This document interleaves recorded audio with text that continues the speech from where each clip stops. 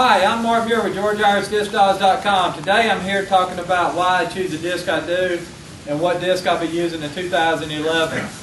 What I first want to tell you is give you a brief history lesson about the disc itself. There was a pie manufacturer who made pies back in the late 1800s. His last name was Frisbee, and he used to go around making pies and everything, and then you put them in these metal pans here, and then they would go out to people and they were supposed to return these pie pans so they could make more pies and send them out again. What happened was all these people found out that they could take these pans right here and they could actually throw them and play a little toss game like throwing a baseball or football, and they actually called it Frisbeeing, and they would throw it.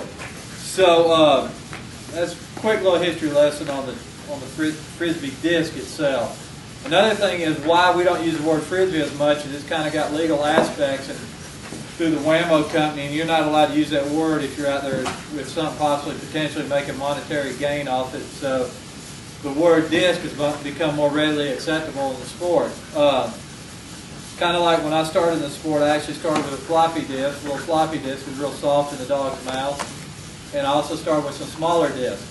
Which recognizably, there's like coming back, there's probably a dozen or so recognizable disc manufacturers, but there's like 3 really recognizable ones that are really used. You've got your DT World, which is your Whammo disc, the Frisbee disc. You've got Hero disc, and you've also got your Hyperflight disc.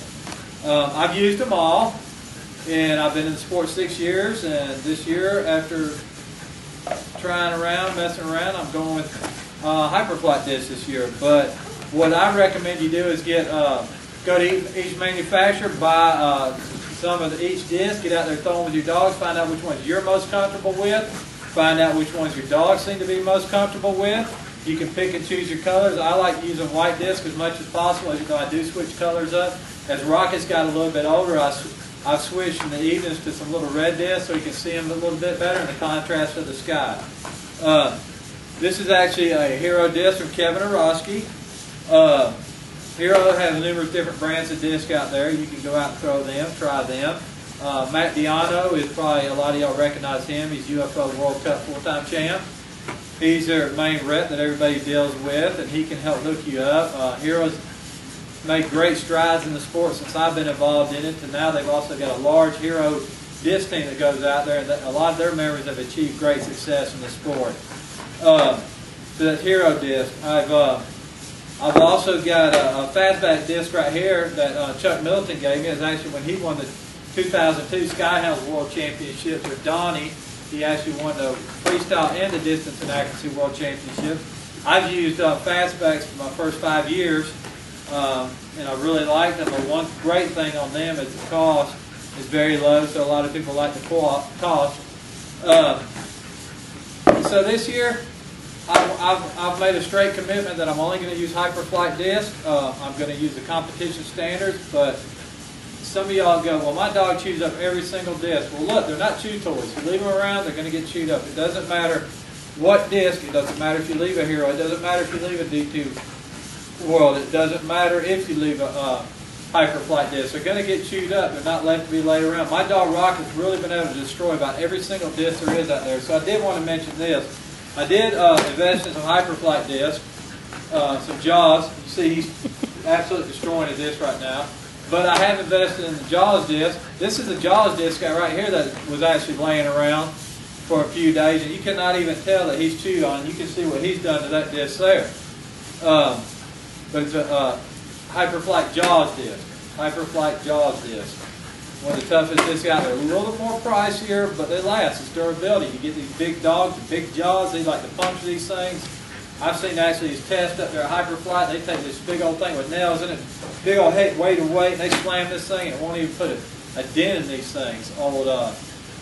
So I actually kind of like how I got on the competition standards this year. Is I went up to Hyperflight one day back in November, sat in Jeff Perry's office, and said, "Look, can you talk to me? Can you sell me on a Hyperflight disc?" And he goes, "Well, sure, I'd like to talk to you." Well, first thing I noticed is Jeff had nothing negative to say about none of the other discs. All he talked about was his disc and how good the quality was on his disc. He wanted me to he wanted to emphasize to me about the plastics that we use in their disc are the pure virgin plastics. There's not the recycled stuff. They do have a recycled disc, and it's actually labeled on their disc, the recycled ones. They do sell them. But the majority of their discs you get from them, you're going to know they are not recycled discs. I went to the competition standard. It's a smaller little diameter disc. It's a little bit lighter. You've got the competition standard, which is one weight, which is the same weight as that fastback was, but then you go to the light disc, competition standard light, which is actually about 10 or more grams lighter. First thing I noticed when I started throwing them was how soft they hit the dog's mouth. And I liked that. It seemed like a little bit safer for them. Has it taken me a little while to get used to them? Yeah. But I've been throwing them about 2 months now, and I'm starting to get used to them a little bit better.